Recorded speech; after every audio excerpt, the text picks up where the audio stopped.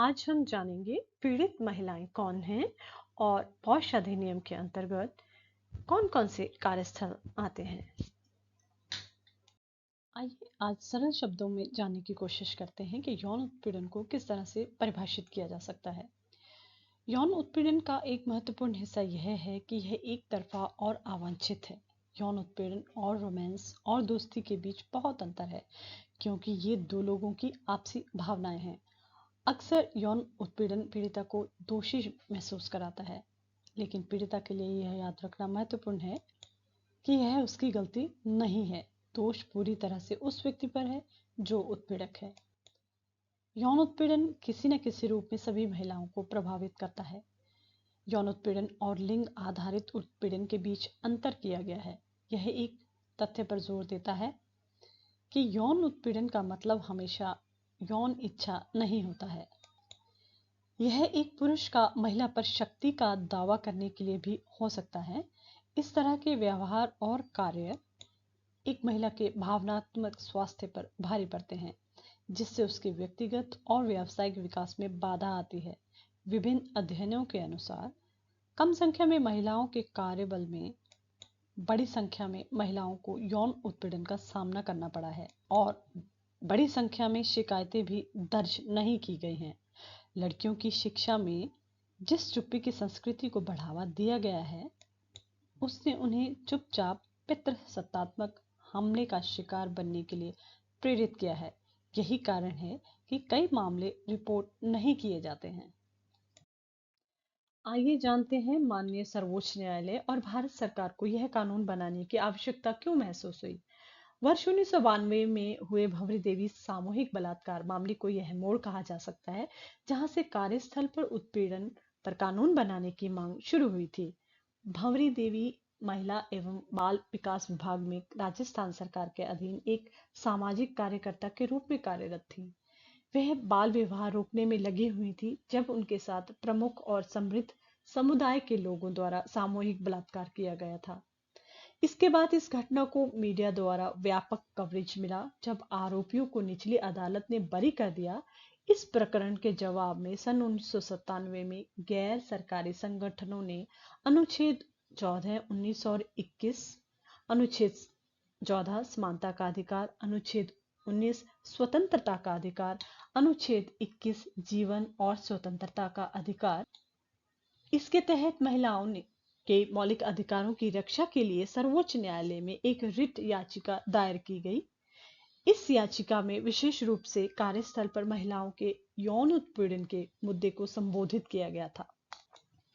Supreme court ने इस मामले पर घरेलू कानून की अनुपस्थिति को देखते हुए विषय पर कानून बनाने के लिए विशाखा दिशा निर्देश जारी किए।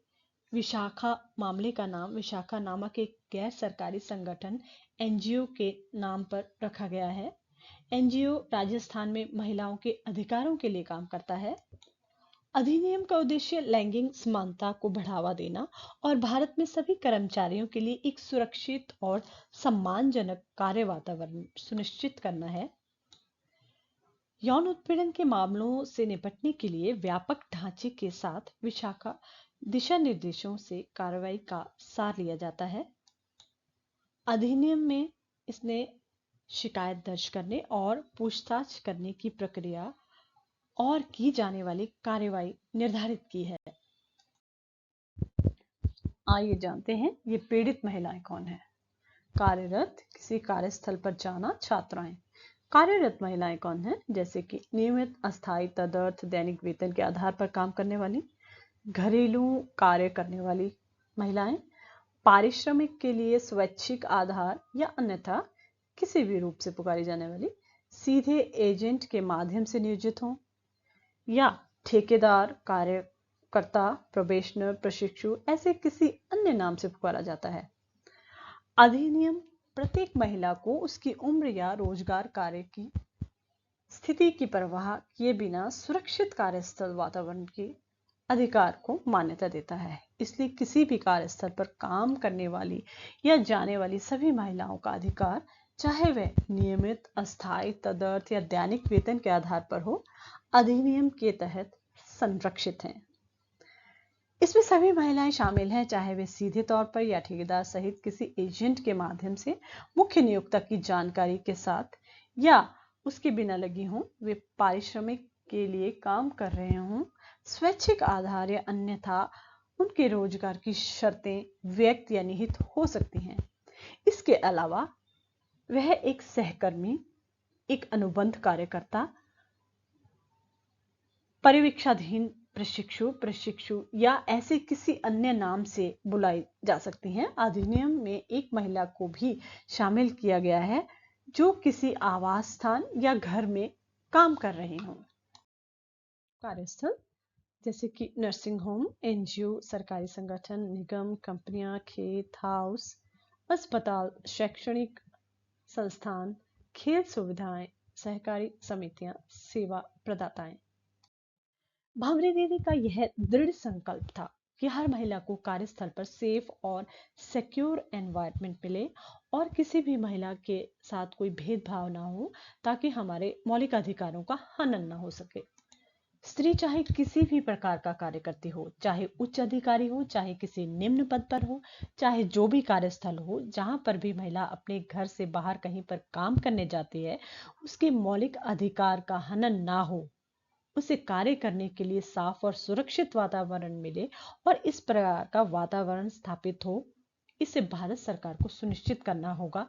यही उनका दृढ़ संकल्प था, जिसे उन्होंने पूरा किया। आज हर महिला इस कानून की या इस अधिनियम की वजह से अपने कार्यस्थल पर बिना किसी डर के, बिना किसी दबाव या भेदभाव के कार्य करने में सक्षम महसूस करती है। परंतु यदि इस अधिकार या अधिनियम की जानकारी नहीं है, तो हो सकता है कि वह अभी भी दबाव या डर के साथ ही कार्य करने पर मजबूर हो, या फिर कार्य नहीं करना चाहती हो, या फिर कार्य करना छोड़ दिया हो। इसीलिए हर महिला को इस अधिनियम की पूर्ण जानकारी होनी आवश्यक है। हम अपनी अगली वीडियो में बताएंगे कि उत्पीड़ित महिला को कहां पर अपनी शिकायत दर्ज करनी चाहिए और शिकायत दर्ज करने के क्या नियम हैं।